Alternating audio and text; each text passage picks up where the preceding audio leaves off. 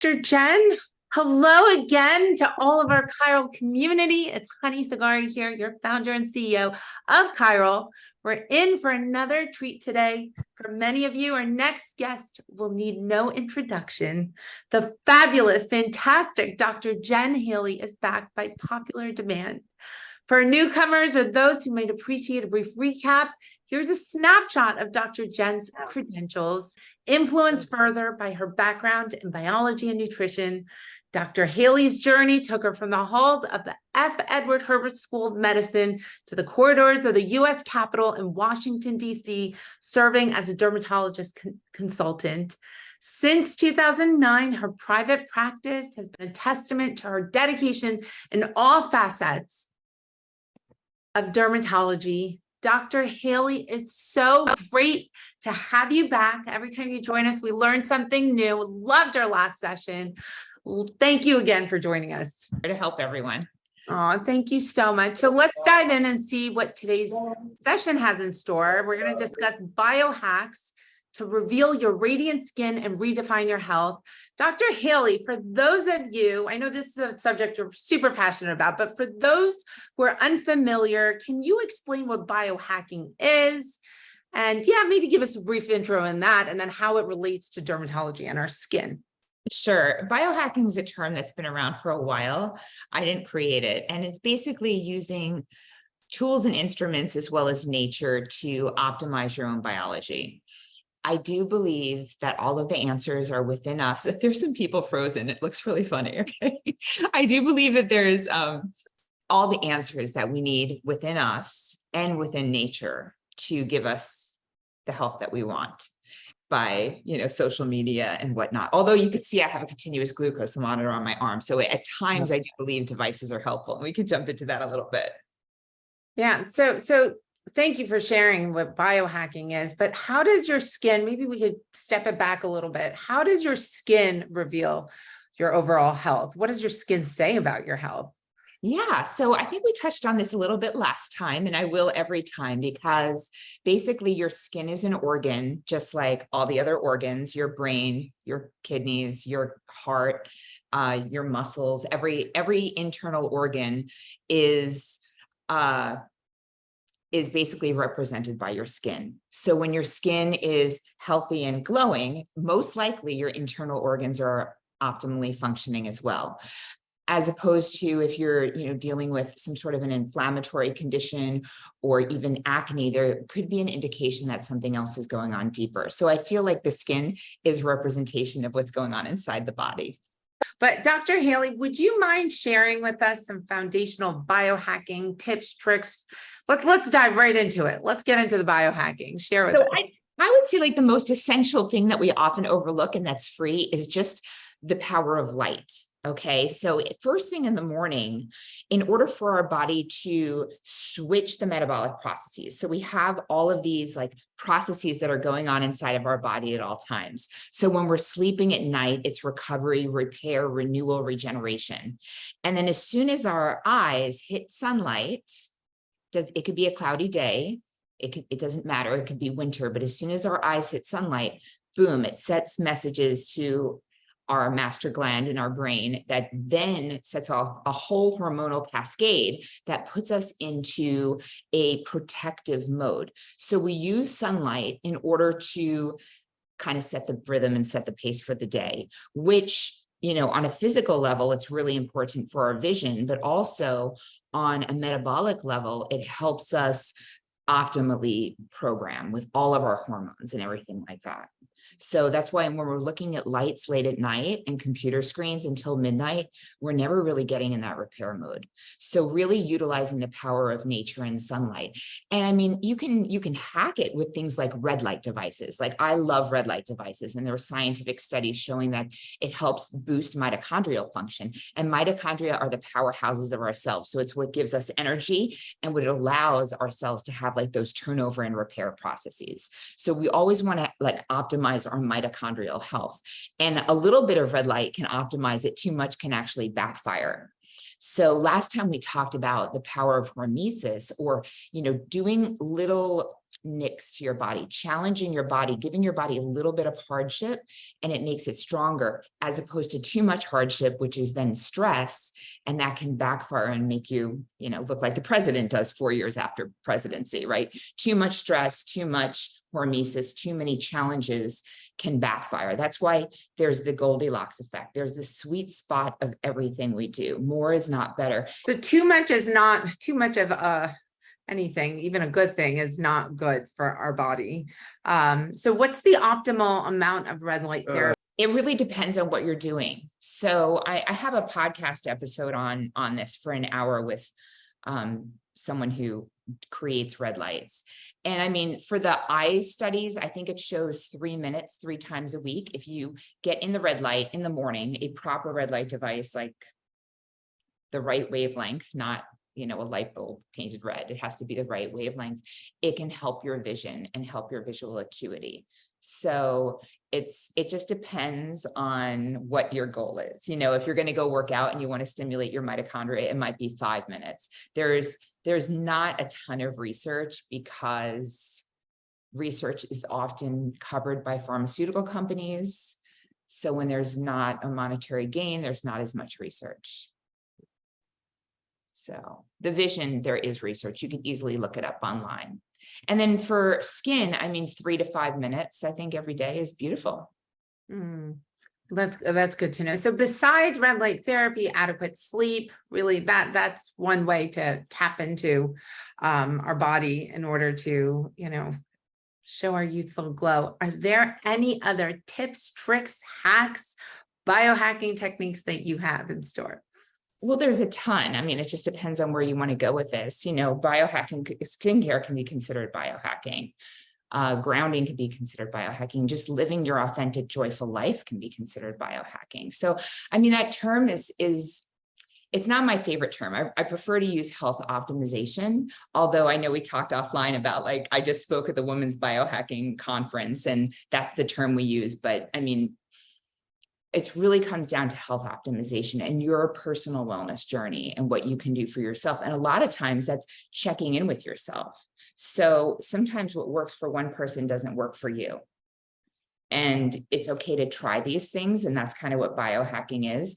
And then you decide what works for you. So, I mean, there's some things like supplements that I feel very strongly help the skin, like supplements like astaxanthin or EPA, DHA, omega-3 fatty acids. They help with your skin because your skin has a bilipid membrane. So you need healthy fats, and we tend to choose the wrong fats. So we want to have healthy fats in our diet, like avocado oil, fish oil, olive oil, and then avoid soy oil, vegetable oils like canola and corn. And unfortunately, the way our society is, those oils are very subsidized. So if you go to the grocery store and you look on the shelf, pretty much every dressing or marinade you'll find will have canola or soy oil in them.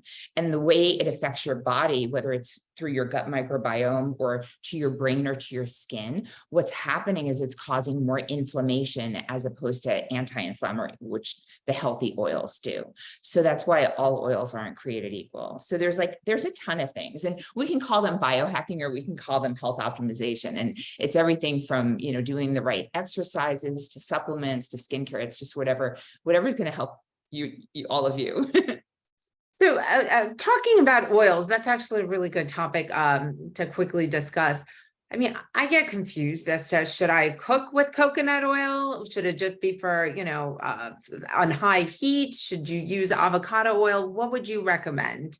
Yeah, so that's a good point. So some oils have the way their smoke point is. So if you use like extra virgin olive oil and you make it too hot, the way it's modified now, it becomes inflammatory. So you really want to preserve your extra virgin olive oil for like dressings and things like that. Coconut oil and avocado oil both have a higher smoke point, so those are safer to cook with, but really, when we talk about glycation in the skin, which I think we touched on a little bit last time, and that's why I'm watching my blood sugar levels, is because when our sugar's too high in the skin, or when we consume advanced glycation end products, which are basically the AGEs, that the best example is when toast gets cooked, it turns brown. When meat gets cooked, it turns brown. So you want to consume your food that's cooked on low and slow, sort of like a sous vide or, a very low saute,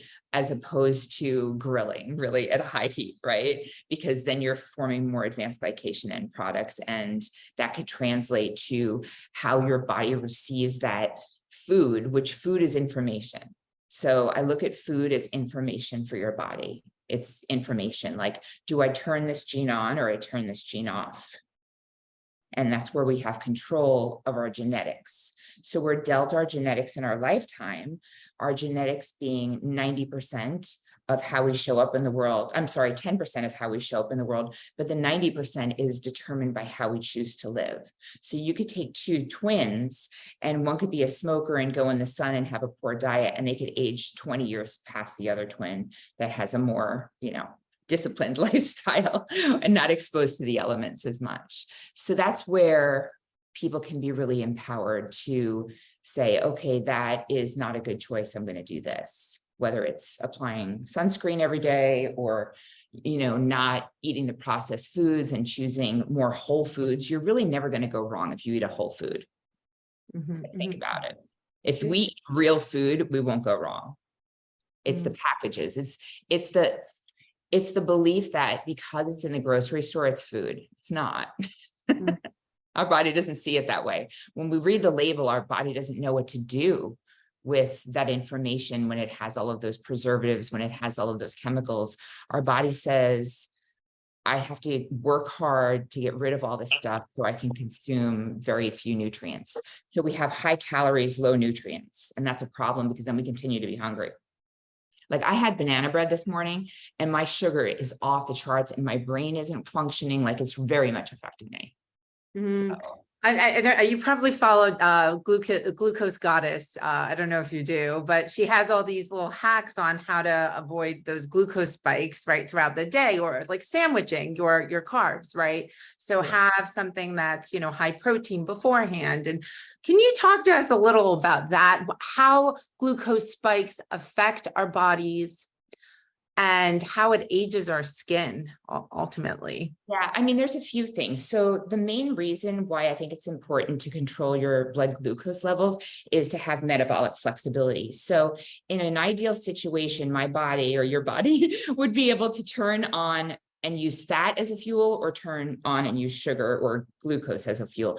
And when we're talking about sugar, I really want everyone to understand how amazingly smart our bodies are. So if you have a piece of bread or, potato chips or, anything basically with carbohydrates, rice or sweet potato, that turns into sugar in your body. So carbohydrates turn into sugar. Carbohydrates aren't bad. It's just that if they're out of balance and they go too high, your body can become dependent on it in the way where like a marathon runner hits a wall because their body cannot use or is not used to using fat as a fuel. So we want to be able to be metabolically flexible. And that means using carbohydrates at times and using fat at times. And that often will mean by like restricting the time that you eat, or time restricted eating, or intermittent fasting is a word people will use. And so when you wake up in the morning, when we were cavemen, we didn't just roll out of bed and get food. We had to wake up, we had to go hunt for our food, gather our food. So we were using fat during that time very naturally before we were able to get food. And then we would consume it, and then we would use sugar as our fuel, right? So the more metabolically flexible you're able to be by controlling your levels and allowing your body to a chance to use the less preferred fuel, which is fat, then you won't get the sugar rushes and the sugar lows and the craving, and you won't get hangry and things like that, because your body will just be like, yeah, I'm kind of hungry. Okay, let's kick in. Let's start using some fat because sugar is not available. Does that make sense before I move on to the skin?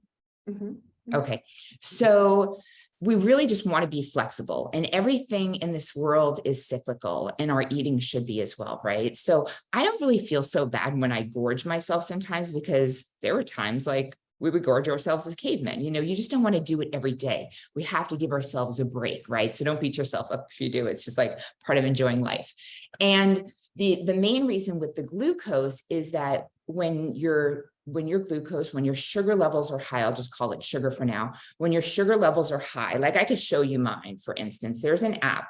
So this is the Abbott Freestyle Libre, and it's a prescription in the United States, but you can go through a couple companies to order one.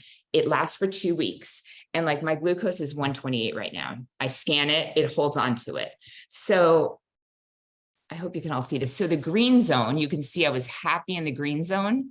And then I had banana bread, and my body's going like this now, up, down, up, down, up, down. Besides not feeling well on a mental level, like I feel very inflamed. And then the other thing is that if you're constantly high glucose, like unfortunately diabetics are, what happens is the glucose doesn't have anywhere to go. The best depot for your glucose besides your liver is really your muscle. And that's why weightlifting is so important, because the more you weightlift, the stronger your muscles, the quicker the glucose has a place to go so it doesn't continue to circulate. Now, when it circulates for long periods of time, it starts binding to proteins. And when glucose binds to protein, it causes advanced glycation end products, or the AGEs, which not only make the proteins really stiff and lose their suppleness. So if you imagine a blood vessel, it's supposed to be able to pump fluid, nice, it gets stiffer. That's high blood pressure. It might predispose you to heart attacks, strokes, 20, 30 years down the road. And then for your skin, it causes that deep, coarse wrinkling that, like when you pull your skin up, it doesn't bounce back as quickly. And that's what the advanced glycation products do. The other thing they do is on a cellular level, they produce rages, which are like these basically just more inflammation at a cellular level. And it causes little cascades of inflammation that just wreak havoc everywhere. So it interrupts the functioning. So when you look at your body, biohacking, the way I see it is, we want to do everything we can to optimize the healthy functioning of our body and get out of the way of interrupting it. So when you have like all the artificial stuff that's just interfering with our body not functioning, when we don't get sleep at night, we're not allowing our body the time it needs to renew and repair. When we, screw it up with the light, we're also giving it mixed messages. And I mean, studies show that unfortunately shift workers or doctors that are on call nights, they don't live as long. You don't. So our bodies really want to be in tune with nature. Something that you shared last time that which really resonated. Now, when I go to Starbucks, I feel so guilty. You were talking about during your time of being a resident, you were one of the few females, right, in your residency program, and you were seeing a lot of cases of acne in adult women. And you're like, wait a minute, the male doctors hadn't seen that before, and something had changed and shifted. And you talked about plastics. Can you share with us about these hormone disruptors and plastics? I mean, now I can't even pick up a receipt anymore. I go to Whole Foods, my poor kids, I'm like, don't touch that, you're gonna die. All jokes aside, can you share with us about hormone disruptors and what they do? And like you mentioned last time, it all compounds. It's not going to show itself overnight, but maybe share with us some of that and other things besides plastics that cause hormonal disruptions in our body. Yeah, so we have all these things in the environment that, I mean, if you look back at a movie from like the 1950s, you won't see any plastic in the movie at all. It's kind of interesting. And there are things in our environment that are so foreign to our body that mimic hormones, that it confuses our body. So yeah, I would see all the women who had acne wanted to see me, because women wanted to go to a woman to, to confide in them for the acne. And the guys didn't see it as much, but it was more my, like the head of the department. He was like an older gentleman who had been practicing for 40 years. And I said, did you see women with this much acne 30, 40 years ago? And he said, no. And it really had always bothered me. And it's not until recently that we're really finding these endocrine disrupting issues. I mean, it started with atrazine, where there was a biologist in the Potomac area, and unfortunately he was kind of hushed. So atrazine is an herbicide. I think it's now banned in the US like more than 10 years after it was discovered to cause these problems. And he was finding frogs, which frogs are really fascinating to study, because they, they have a shorter lifespan, and they're very sensitive because of the thinness of their skin, because they respire through their skin, right? That's why they're able to be amphibians. So they absorb chemicals even more than our skin does, right? Like, we don't absorb things as well through our skin once we're past about 6 months of age. But he was noticing that male frogs were becoming feminized and actually producing eggs from this atrazine. So from that point on, other people have done research and have seen correlations with both drops in testosterone in men. So back in the 70s, an 80-year-old man has what like a 20-year-old man has now as far as testosterone levels. They've dropped. So you can't always trust the blood work, because the blood work, when you get your blood tested and the doctor says it's normal, sorry, not to be a conspiracy theorist or anything. I mean, I am a doctor, but when the blood work is normal, the blood work is based off of the population. So when the population becomes skewed, so does the normal range. So you really need to determine what's normal for you. Like, I had thyroid problems for years, but my blood work was normal, So it took a little bit more digging. So just know that if something doesn't feel right with you, like, you have to dig a little bit deeper, because nobody knows your body like you do.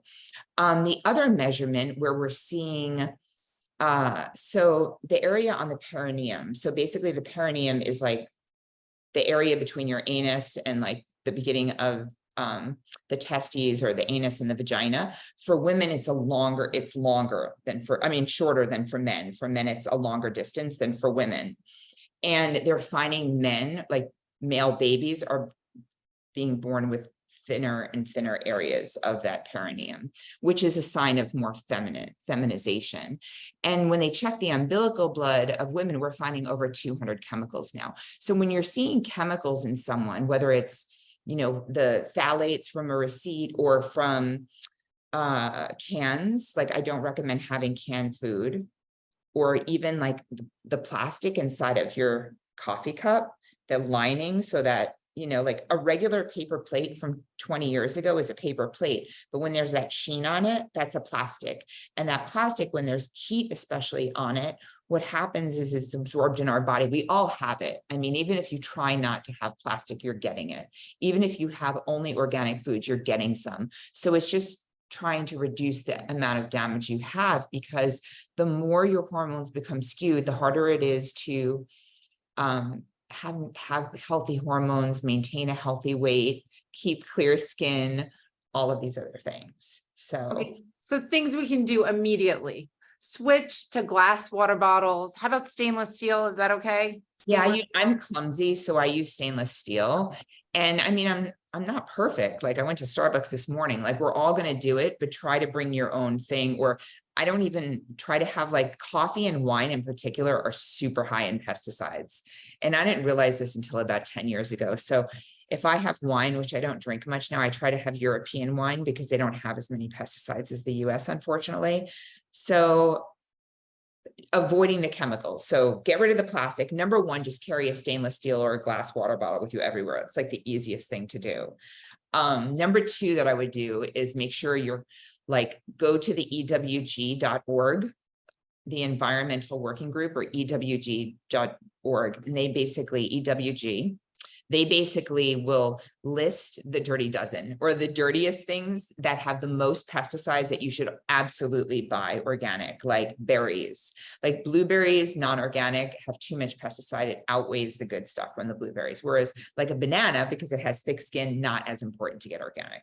So do those. So avoid the herbicides and the pesticides, the plastics. I don't touch receipts. I really don't at the store. And we talked about this. I don't want the receipt. I don't either. I don't want to touch it. Especially if you touch right? If you touch the hand sanitizer, that breaks down your skin barrier, and then you touch the receipt and it's absorbed even more.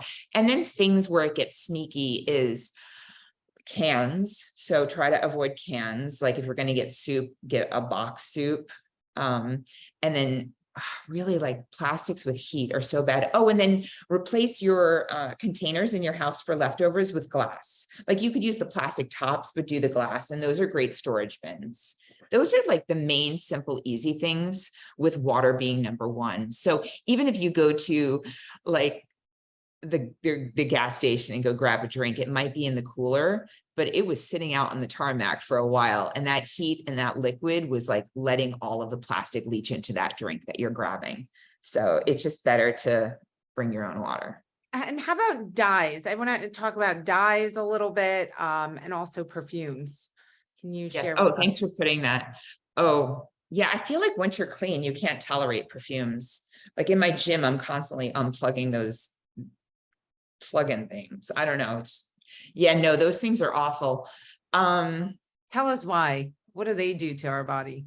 They're completely foreign and they do the same thing as the endocrine disruptors. They are an endocrine disruptor. So if you really like to smell nice, look at essential oils.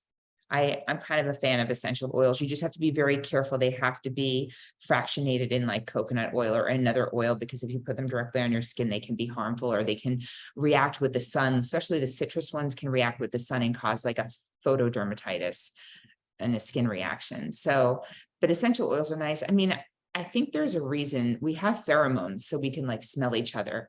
And there's this is like a whole nother aside, but there are studies showing that, I mean, when someone smells good to you, like their natural smell, you're actually at a major histocompatibility level, like your genes will produce healthy offsprings. Whereas if someone does not smell good to you, it's probably because your genes would be maybe too close together that it might cause a genetic abnormality. So yeah, so I think natural smells are good.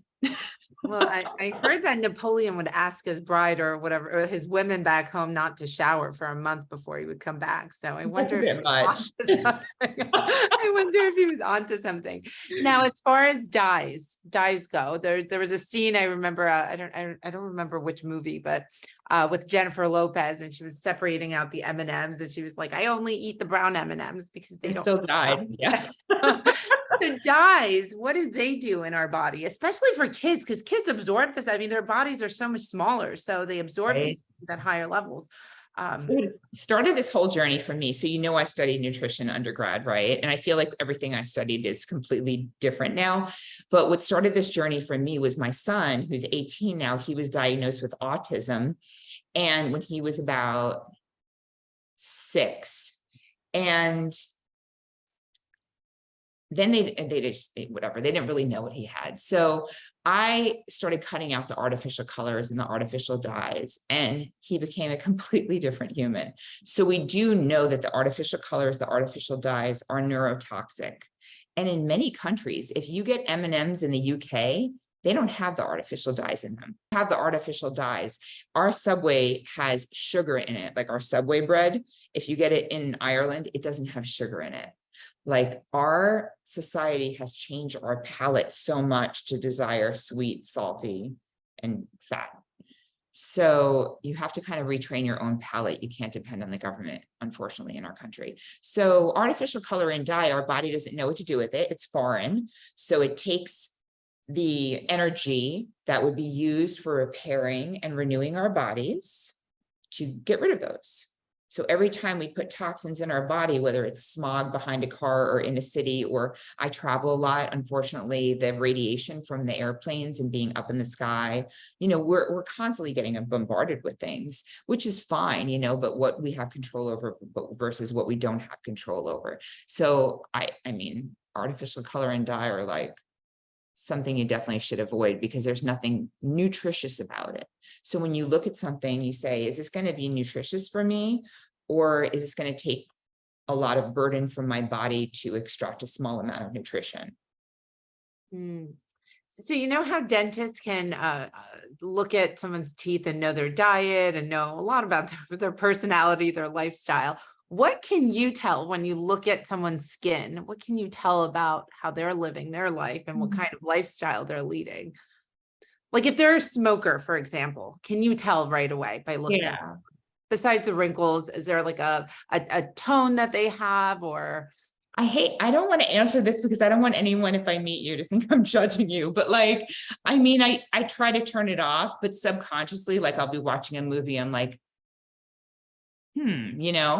so yeah, I could tell kind of when people are stressed versus when they have maybe too much alcohol because their skin looks really dehydrated and weathered, and then the stress looks a little bit different. It's hard to explain. It's more of an intuitive thing just from doing this for 25 years. And then, going back to the high sugar, like someone who's diabetic, who was maybe born that way, who's been struggling with keeping their sugar levels there for a long time, there's more of a sallowness to the appearance. Yeah, I could tell, but some people get away with a lot too. So, I feel like until you're about 30, 35, whatever you do doesn't matter. And then once you hit about 35, your lifestyle determines everything. That's interesting. Now, because when you're young, your body's turning over and it's able to repair. And as you get older, everything kind of builds up. Your liver doesn't have the capacity to like clean out toxins as quickly. Your renewal isn't as quick, so you can't get away with as much. It's kind of backlogged. Now, when you think about, you and I were both at the same peptide conference, when you think of biohacking, just switching it back to the biohacking, do you consider peptides to be a form of biohacking? I do because, when you call something like directly medicine, there's got to be studies behind it, rigorous, protocols. I feel like peptides are in the gray zone, just like exosomes. Like there's certain things that are in the gray zone. And those are the things that excite me because I'm a little competitive, and then you feel like you're ahead of the curve, and sometimes when you jump on the bandwagon, it doesn't go anywhere and you waste money, but sometimes it does, so it's always nice to be on the cutting edge. I do think that peptides are more in the biohacking area or in the alternative medicine space. There's definitely plenty of very legitimate, great doctors such as myself that are using peptides. And I believe in them because peptides are natural, like they're naturally made in our body. So once again, we're going back to what can we utilize to enhance our own body's processes, and peptides are one of them. And so, as far as peptides, well, can you explain what exosomes are? Because it's a term that's thrown. I don't think a lot of people are familiar with exosomes. Can you share exosomes and how they're used in functional medicine? Yeah, they're still not mainstream, but basically when you have a stem cell, so a stem cell in the body, it can become any cell, right? And we can't do stem cell transplants in the US. It's illegal. So a stem cell can become any cell. So just say, you want to make your skin look better, right? And you can't use stem cells to make fresh skin cells. Exosomes are kind of the next best thing because exosomes are the messages that stem cells make to send the message to make new skin, right? Or new anything, right? Whether it's, injected in a joint for an injury, like let's inject exosomes or stem cells, which we can't in the US, but exosomes into the injury to basically send a signal to repair itself, right? To fix your tennis elbow, or to help heal your Achilles tendon, or to help turn over your skin cells to freshen up your skin. So right now we have a couple of companies with exosomes, and the best way to get them in the skin is really with microneedling, where you make small little channels in the skin and then you apply them topically.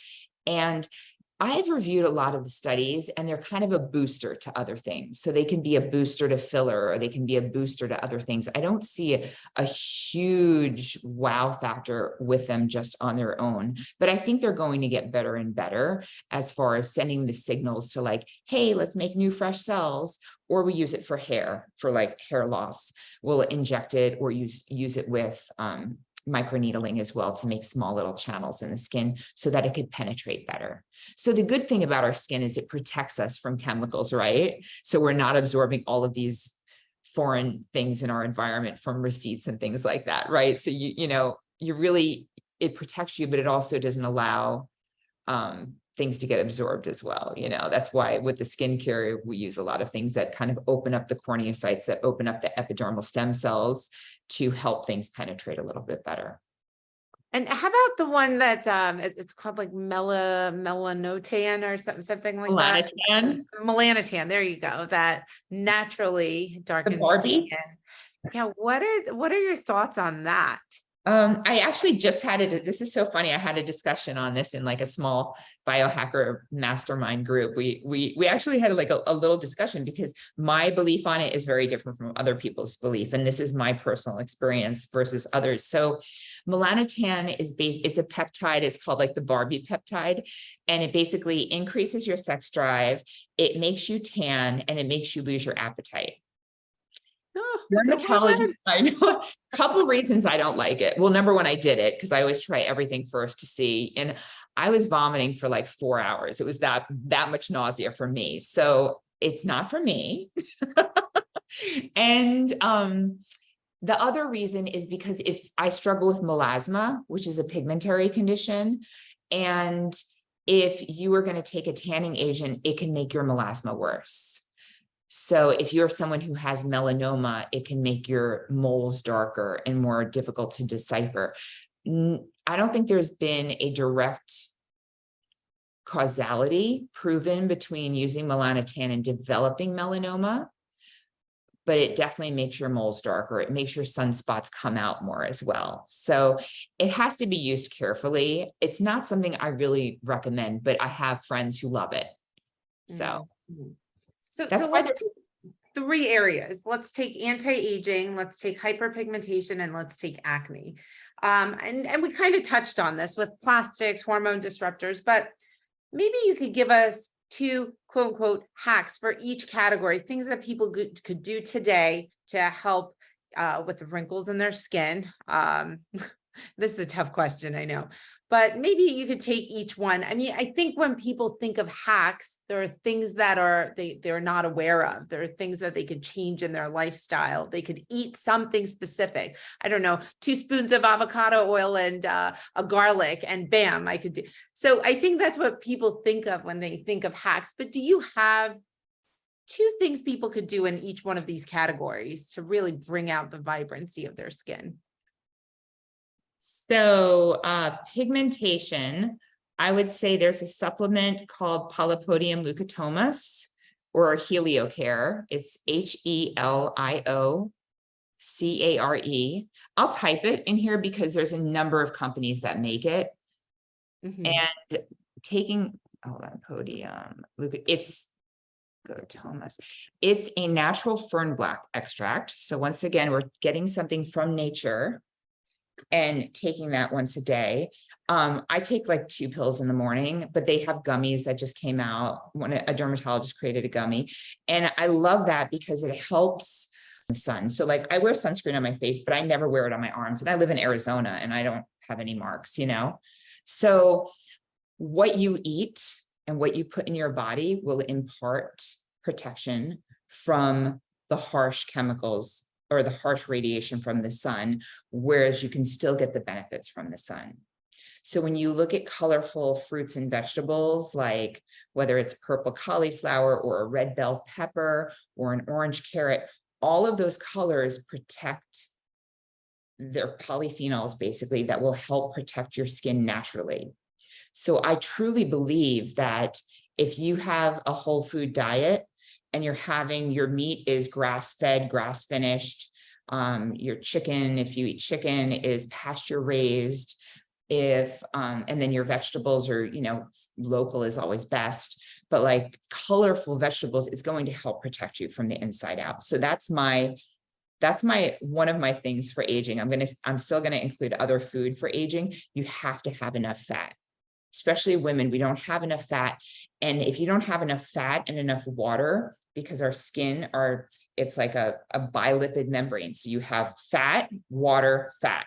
So if you don't have enough fat and enough water, your skin's gonna look dull and it's just gonna look sallow. So healthy fats, don't be afraid of fat. Fat won't make you fat as much as like sugar and chips and carbs and stuff. And then let me think of, come on, I have to say sunscreen. Oh, let's see, aging. Honestly, my trick for aging, my number one, this is so lame, is smiling. Like if you smile and you have positive thoughts, like it emanates. So if I I mean, if I'm stressed out and I'm weathered and I'm upset, I look like this, right? Versus like you show up like this and you feel really happy and comfortable with yourself. Because I mean, I don't know if you heard my lecture at the biohacking conference. I sent it to you, but if like no one else will be better at being me than me. And I won't be good at trying to be someone else. And in the culture that we live in, we're always trying to be someone else. Like, oh, she has better lips, I want her lips, or oh, I want her hair.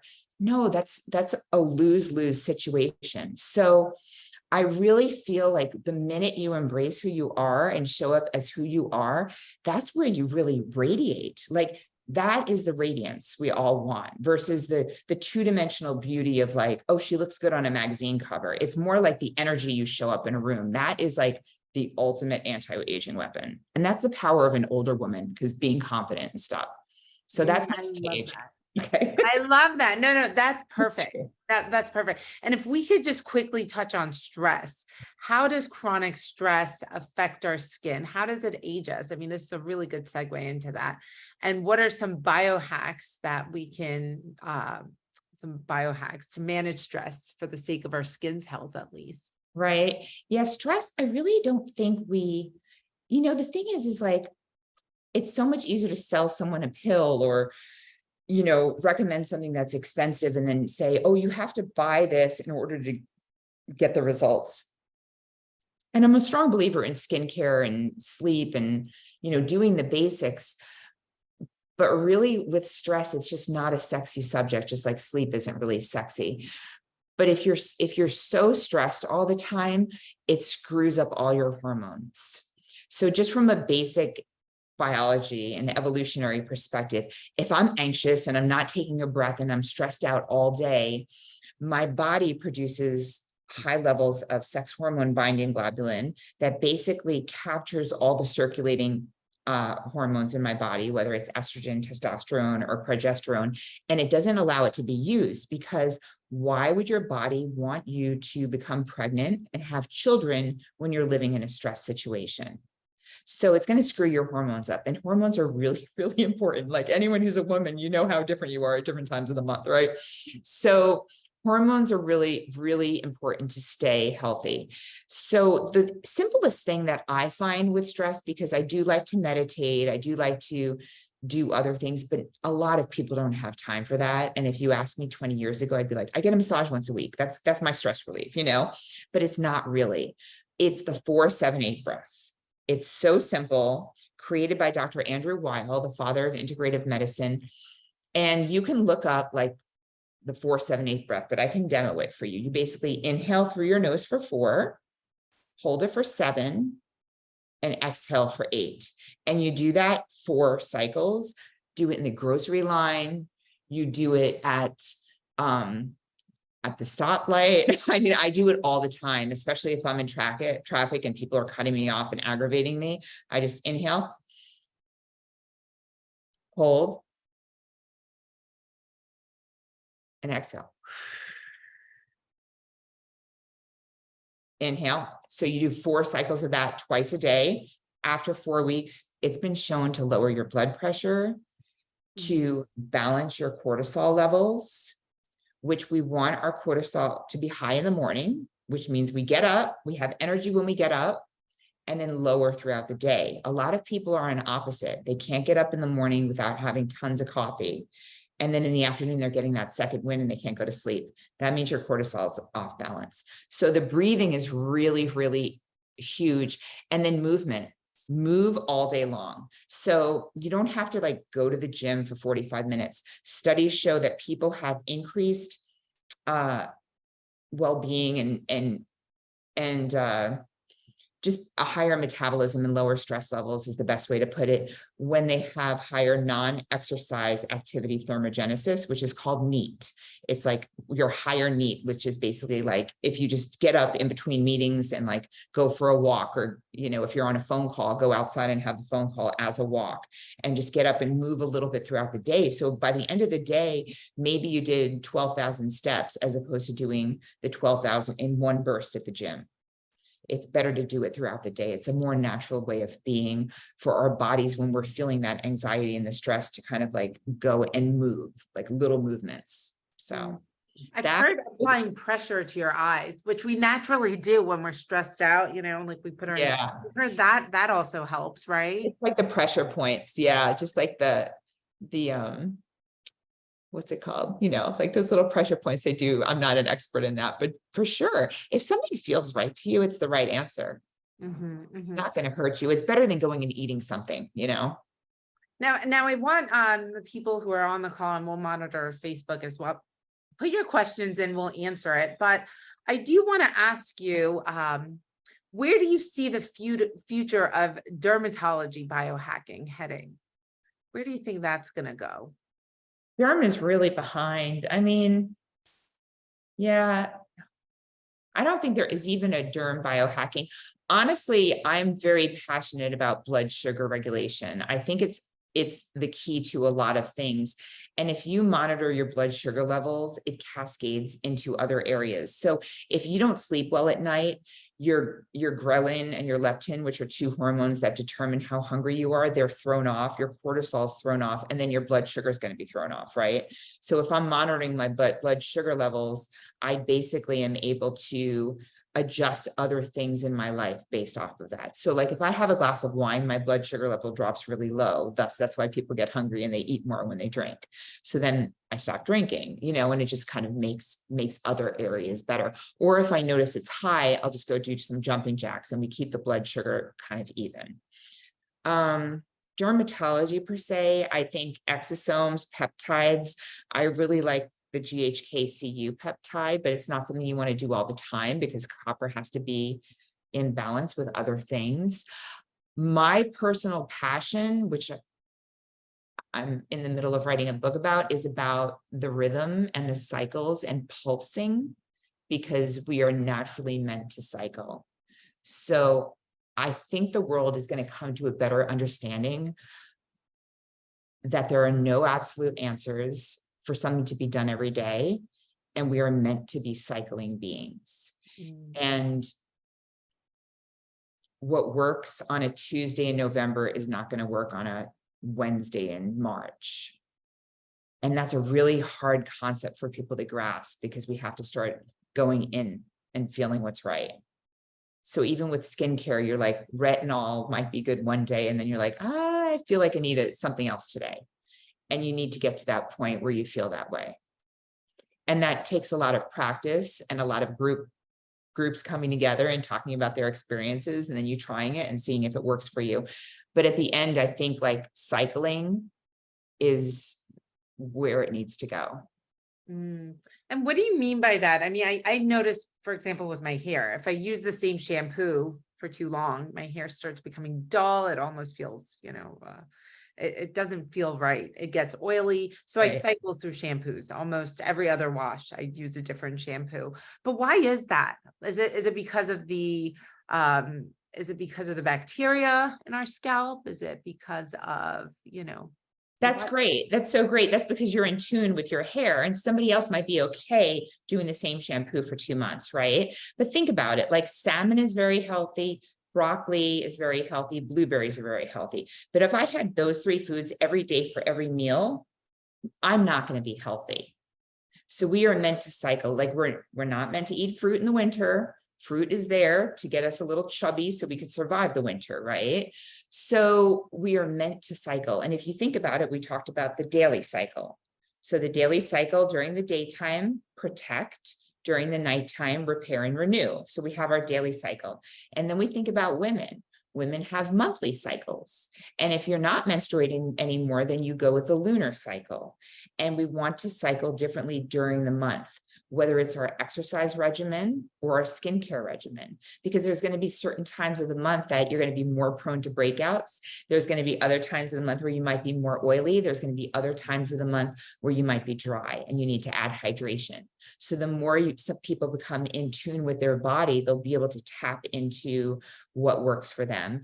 And then we have the seasons. So in the winter, we're more dry. We need more hydration. In the summer, we're more oily. In the fall, we want to lift off all that pigmentation and focus more on exfoliation from all the sun damage from the summer, right? So we have different cycles in our world.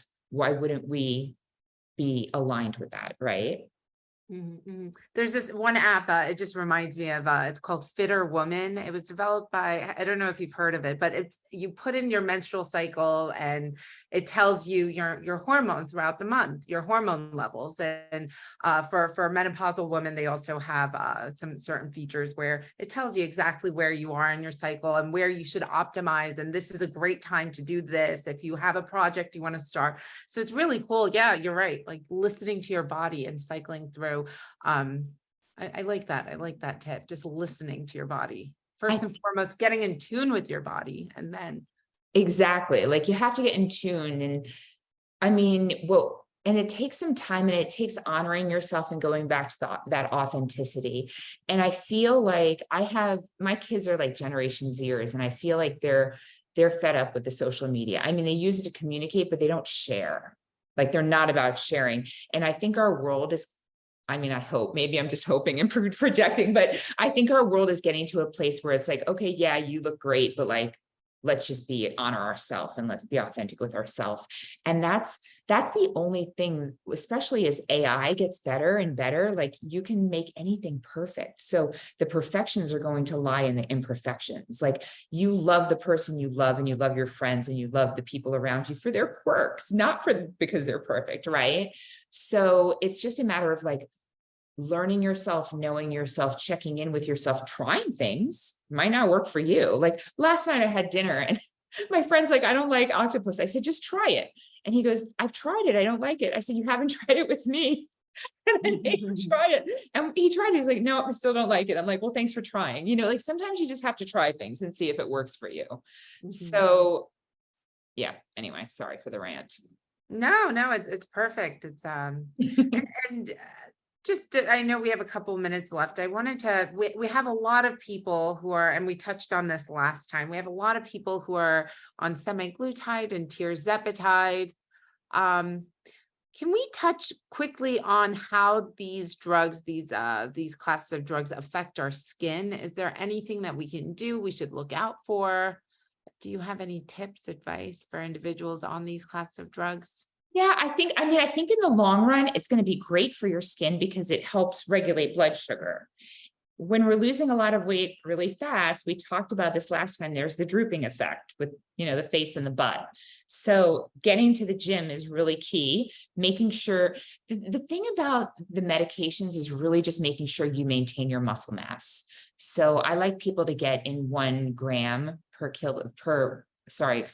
1 gram per pound of body weight that you want to be, you know what I mean? So if you want to be 140, making sure you get in like 140 grams of protein a day, or at least 100 to 120 at the very least. I don't know any women that should be getting in less than 100 grams of protein a day. And if you focus on the protein, you will feel full. So it's just hard on these medicines because I think like you have like a low grade nausea. So crackers kind of are more attractive than like, having a piece of chicken, but you just have to train yourself and it will pay off in the long run. Just another tip, there's a few other things that I really like. I like microgreens because they're super high in nutrients and you don't have to chew all day. And then I also like, there's this company called, I have no conflict of interest. They have spirulina and chlorella, which are super high. Have you heard about them? Energy Bits and Beauty Bits? No. I'll write them in here. And they have high protein, high collagen. They help with like a lot of antioxidants and stuff. And Beauty Bits. Yeah, and they kind of make you satiated and get the nutrients in. So you want to get your nutrients in, and then really weightlifting. So protein and weightlifting or resistance training. Don't be embarrassed. Like if you're not a gym person, I've been a gym person my whole life since I was 15. But if you're not a gym person, like I love seeing people in the gym, and like if they ask me something or if people want to help. So even if you don't know what you're doing, ask people and they'll show you. And it's a nice community, and it's also social, and we need more community in the US. We don't have enough community. Agreed. So yeah, I think they're gonna be better for the skin long run, but the sagging's a little bit challenging. There's a device called the Soft Wave, which is showing some nice tightening. And it's SOFWAVE, and then fillers and lasers and stuff like that. I mean, I try to have people avoid surgery. Honestly, at the end of the day, give your skin some time, because if you are saggy, it might take a whole year for your skin to turn over and kind of tighten up a little bit. But it will eventually, It might. It's more, I see people not be able to rebound if they gain, lose, gain, lose, gain, lose, gain, lose. The skin tends to never really rebound. But if you've gained and you've lost once, the chances of it improving over a year quite significantly are good. And you're going to feel better about yourself anyway. So That's true. That's true. Well, no one Dr. notices the Kelly, things you think. I love it. Do you have any final thoughts? Anything that you want to leave our guests with? Anything special you want to let us know? Where can we find you? Is there a place that we can find you if we have any questions, or is there a Instagram page you want us to follow you on? Sure. Yeah, just Dr. Jen Haley, DrJenHaley is my Instagram. And then the other thing is like, try to add some fermented foods in your diet, like sauerkraut, because we think we control our bodies, but we're made of all of these beautiful organisms that are in synchrony with us, our bacteria in our gut, and we have other things in our gut too that, you know, are not bad for us. And because of the preservatives in food that kill those healthy bacteria or antibiotics we've had to take, we don't have as big of a population as we may have had. So adding like fermented kimchi or sauerkraut will help increase the population. And if you can do it along with some prebiotics, that's just going to make your whole system better. So we're trying to make our body be functionally best by adding those things. So that's one thing.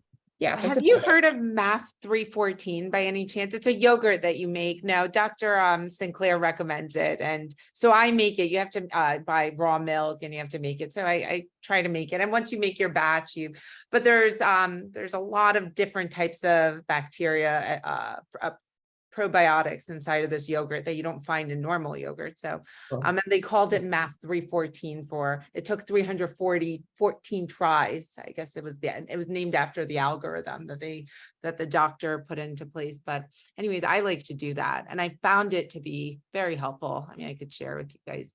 Yeah, please. I love it. Yeah. That'd be great. I'm not the best cook, you know, but the thing is if you take probiotics and you don't have a healthy diet, they're not going to survive. So you have to feed your garden. That's true. Not banana Bravo yogurt. I'm sorry. It's called Bravo yogurt, but MAF 314. You guys can read about it. I love it. I've seen a difference in my own health. I don't get sick. I don't, you know, my energy levels are up. It's regulated my system. I really like it. But I love that. Yeah, well, thank you all. Thank you, Dr. Haley. We really appreciate you. And I hope you can come back and share more with us. This was lovely. And thank you all for joining us today as well. Yeah. Thank you, everyone. Bye. Thank you, Dr. Haley. Have a great day. Thank you.